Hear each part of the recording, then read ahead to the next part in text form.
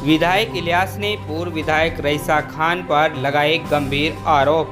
बेटा जावेद ने बताया नमक हराम। सांसद दीपेंद्र हुड्डा का हरियाणा मांगे हिसाब प्रोग्राम 29 अगस्त को पुनाना में।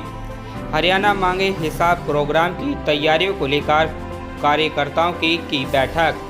आपको बता दें कि सांसद दीपेंद्र हुड्डा का हरियाणा मांगे हिसाब प्रोग्राम 29 अगस्त को पुनाने में आयोजित किया जाएगा, जिसकी तैयारियों को लेकर बुधवार को कस्बा पिनंगवा में विधायक मोहम्मद इलियास द्वारा एक कार्यकर्ता सम्मेलन का आयोजन किया गया, जिसमें पंच, सरपंच सहित हजारों कांग्रेस कार्यकर्ता और प्रमुख लोगों ने भाग लिया। इस मौके पर 4 बार के विधायक और 2 बार मंत्री रहे पुनाने से कांग्रेस विधायक मोहम्मद इलियास ने पुनाने से पूर्व विधायक व राज्य मंत्री रईस खान पर जमकर बरसे, तो वहीं विधायक इलियास के बेटे जावेद खान ने रईस खान को नमक हराम तक कह डाला। विधायक इलियास खान ने कहा कि सांसद दीपेंद्र हुड्डा की 29 अगस्त को पुनाने में होने वाले हरियाणा मांगे हिसाब प्रोग्राम को ऐतिहासिक बनाने को लेकर आज कार्यकर्ता सम्मेलन आयोजित किया गया है। पुनाने की जनता ने मेवात की तीनों सीटों को कांग्रेस की झोली में डालने का मन बना लिया है। विधायक मोहम्मद इलियास का कहना है कि उन्होंने नगीना होडल रोड, नूहू अलवर रोड को 4 लेन बनाने, मेवात की नहरों में पानी छोड़ने सहित काफ़ी मुद्दे विधानसभा में उठाए, लेकिन सरकार ने मेवात के साथ भेदभाव कर कोई काम नहीं कराया। अब भाजपा सरकार जा रही है और कांग्रेस सरकार आ रही है। जो भी काम है उन सब को पूरा कराया जाएगा। उन्होंने पुनाने से पूर्व विधायक एवं हरियाणा वक्फ बोर्ड के अध्यक्ष रहे रईस खान पर आरोप लगाया कि वे 2014 से 19 तक विधायक रहे। उन्होंने पुनाना विधानसभा का एक भी मुद्दा विधानसभा में नहीं उठाया, बल्कि वे आवाज़ उठाने की बजाय विधानसभा में सोते रहे।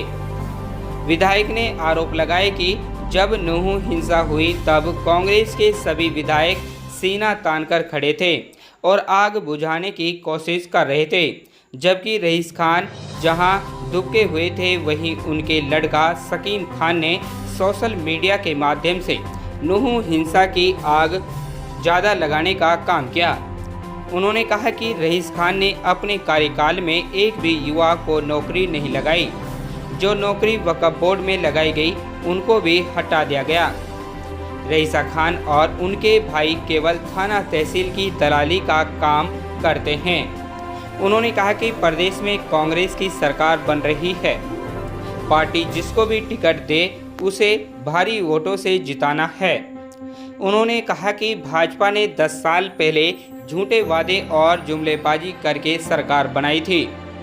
कांग्रेस राज में जहां हर क्षेत्र में पहले हरियाणा 1 नंबर पर था, जिसको भाजपा ने भ्रष्टाचार, बेरोजगारी, महंगाई, अपराध में 1 नंबर बना दिया है।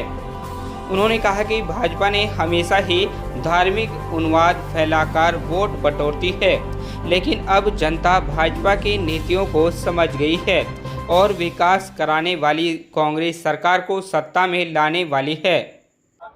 पिनंगवा कस्बे से हमारे बहुत ही सीनियर कांग्रेस, बहुत ही सीनियर हमारे कांग्रेस के लीडर भाई मलिक साहब और बख्तर साहब और हमारे बीच में, मैं उनका खास तौर से शुक्रिया अदा करता हूं जो नीम खेड़ा के जी के सरपंच साकिर हुसैन यहाँ आए हैं, गंगवानी से हाशम भाई आए हैं और हमारे स्टेज पर जो हमारे इलाके से मुख्तलिफ जो हमारे जिम्मेदार सरपंच है, मैं आपका शुक्रिया अदा करता हूं। और मैं अपनी तरफ से भी, आप सबकी तरफ से भी आदरणीय हुड्डा साहब का, आदरणीय राहुल जी का, आदरणीय श्रीमती सोनिया गांधी जी का, प्रियंका जी का, हमारे पार्टी के नेशनल पार्टी के अध्यक्ष अर्जुन खड़गे जी का, चौधरी उदयभान जी का भी मैं बहुत शुक्रगुजार हूँ कि उनका मेवात में जब चौधरी भूपेंद्र सिंह हुड्डा यहाँ से मुख्यमंत्री थे, उनके अगर कारनामों को गिनाया जाए तो सुबह से शाम हो जाए और शाम से सुबह हो जाए, वो काम गिन नहीं सकते, इतने काम हुड्डा साहब ने किए थे। साथियों, वैसे तो मेरे से पहले सभी ने बड़े तफसील से बता दिया, क्योंकि समय भी अब काफी हो गया। आप लोग गर्मी का वक्त है, आप भी परेशान हैं, और अब तुमने बुढ़ो बाबा तुम्हें बढ़ा ही दियो। मैं भी ऐसे बुजुर्ग हो, मेरा मतलब कहने का ये है, आज से 10 साल पहले हरियाणा प्रदेश में बीजेपी की सरकार बनी थी। लोगों को धोखा देकर, झूठे जुमलों में फंसाकर और लोगों को बहकाकर सरकार बनाने का काम किया। तो मैं इस सरकार से भी पूछना चाहता हूं, अब तो खैर वो वेंटिलेटर पे चल रही है, जब आदमी बीमार हो जावे ना, और जब मरीज देखने फलाना आदमी को बीमार है या चरवस मिली आवा, तो जब खड़ो ना रे घुंघरू जो बोला, तो अब ये सरकार के घुंघरू बोल रहे हैं और ये झूठी घोषणा कर रहे हैं, हम पक्के कच्चे नहीं पक्का करेंगे, है ना, हम ये करेंगे वो करेंगे। भाई 10 साल से तुमको किसने रोका? ये सब झूठी बात था, ये सिर्फ दोबारा से बेवकूफ बनाना चाहते हैं जनता को। और जिस वक्त आदरणीय हुड्डा साहब ने इस प्रदेश को छोड़ा था, उन्होंने 10 साल प्रदेश की सेवा की, जब आप लोगों ने उनको मुख्यमंत्री बनाने का काम किया। तो हर वर्ग में, हर उसके दर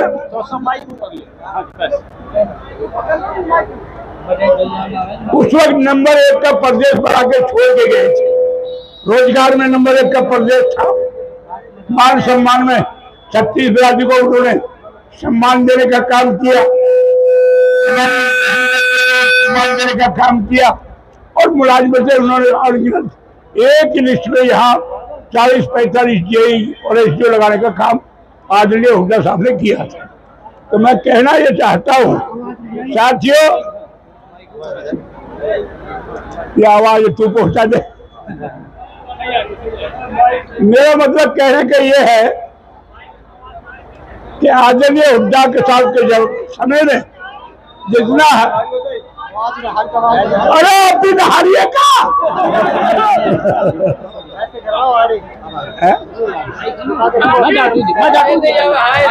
तो साथियों,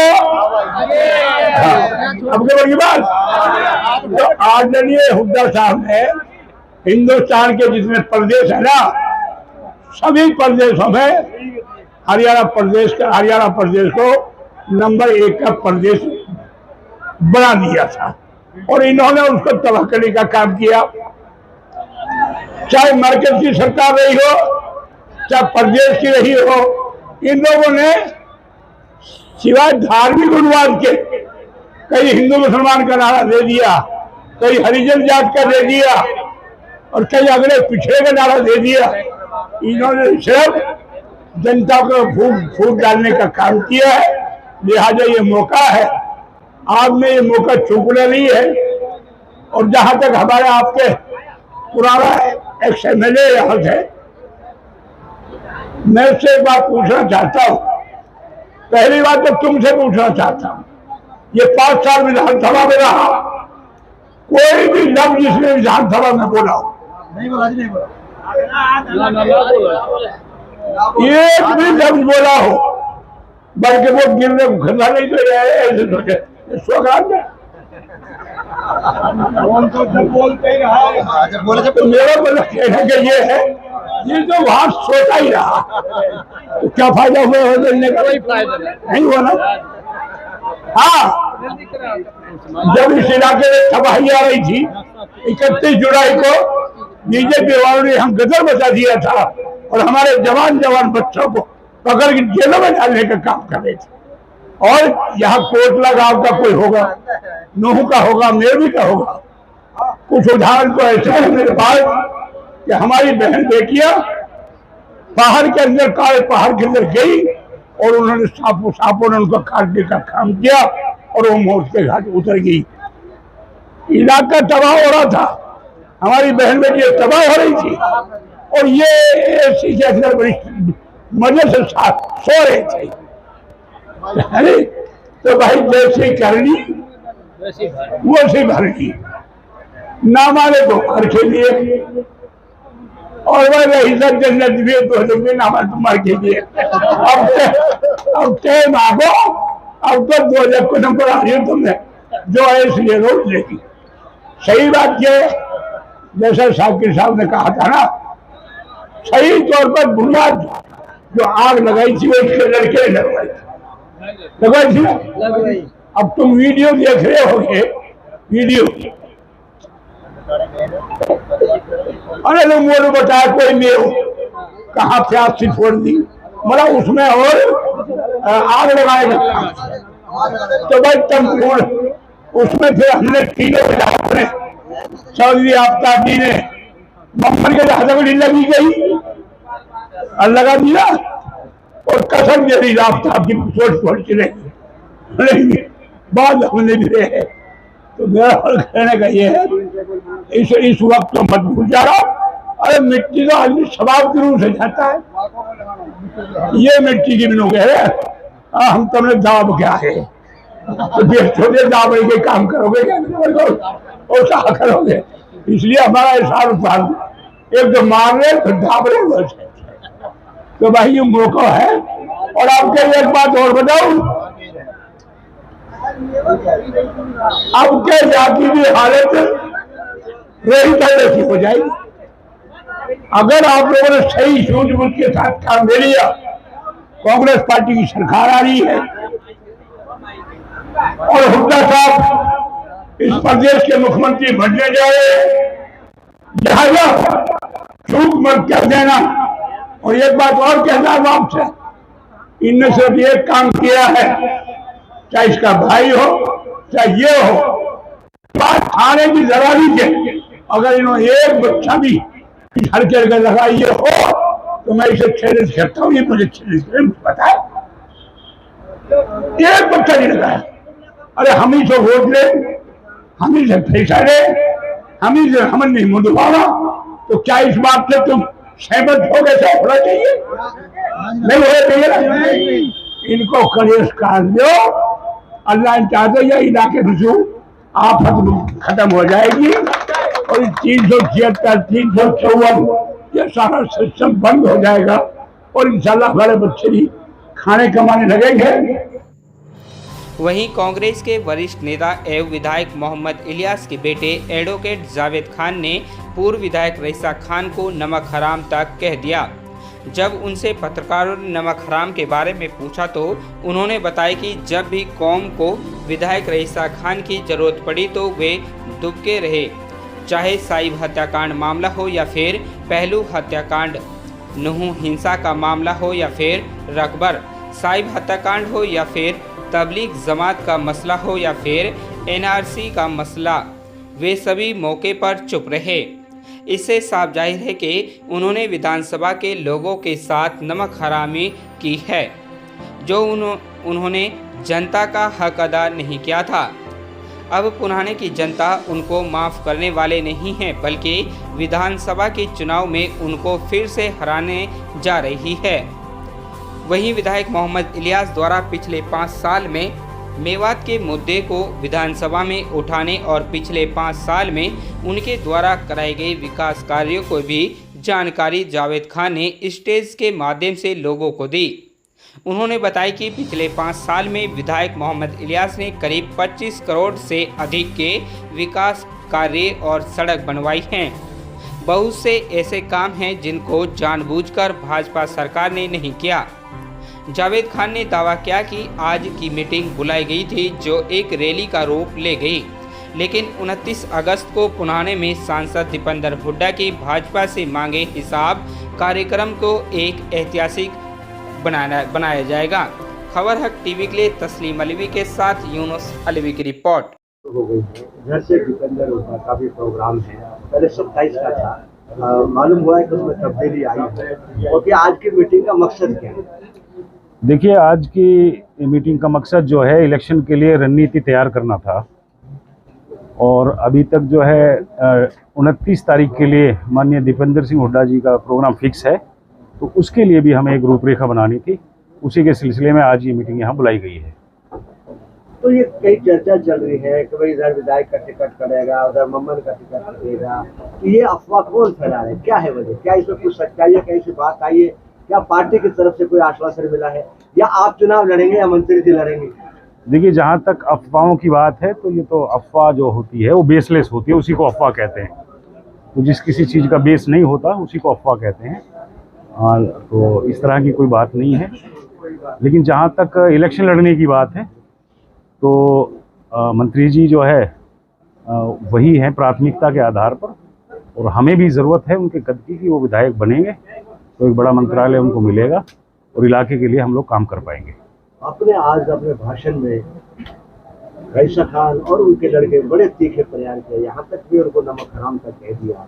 आखिर वजह क्या थी, क्या कारण थे? क्या जब नो हिंसा हुई या दूसरे मामले आए, चाहे रबर कांड हो, चाहे साहिब कांड हो, क्या उनमें कहीं नजर न आए? क्या है? देखिए, जहाँ तक नमक हराम कहने की बात है तो वो मैंने कौम के एतबार से, इलाके के एतबार से कहा था।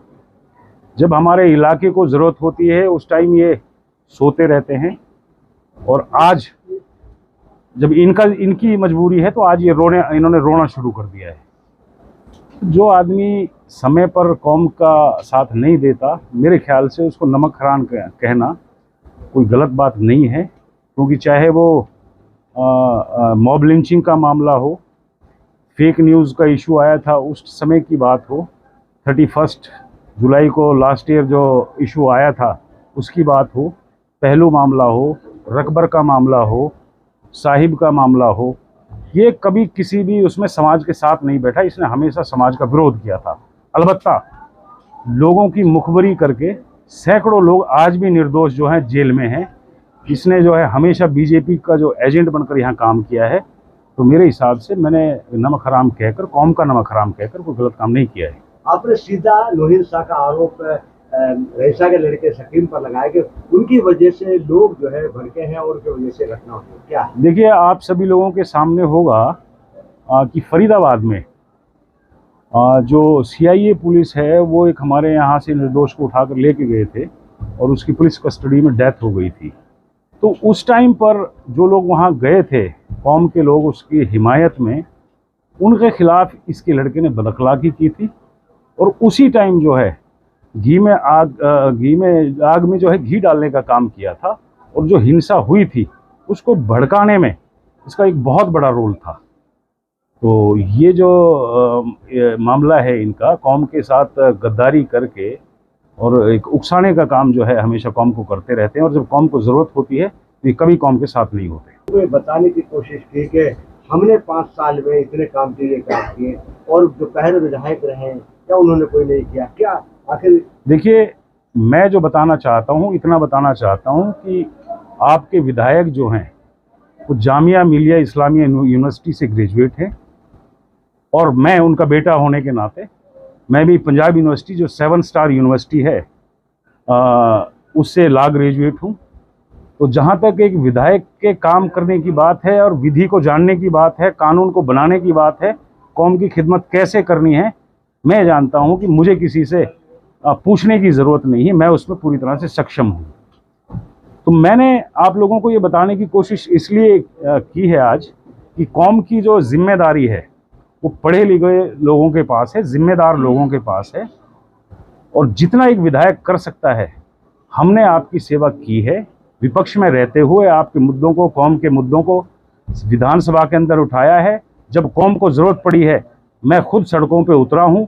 अलवी साहब, आपने खुद खबर लगाई थी, यूनिवर्सिटी का मामला था, मैं हज़ारों मोटरसाइकिलों को काफिले के साथ लेकर DC को मैंने ज्ञापन दिया था, सरकार को मैंने ज्ञापन दिया था।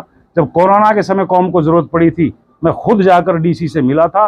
चांदनकी के जो ड्राइवर थे और जो तबलीगी जमात के जो लोग थे उनको मैंने गलत तरीके से जो सरकार ने पकड़ा था उनसे छुड़ाया था। जब मॉब लिंचिंग का मामला आया था मैंने सख्ती के साथ एहतजाज किया था। नूह के अंदर एक बहुत बड़ी हम लोगों ने रैली निकाली थी, हम उस समय भी कौम के साथ खड़े थे। जब कौम को ज़रूरत पड़ी थी हम कौम के साथ खड़े थे।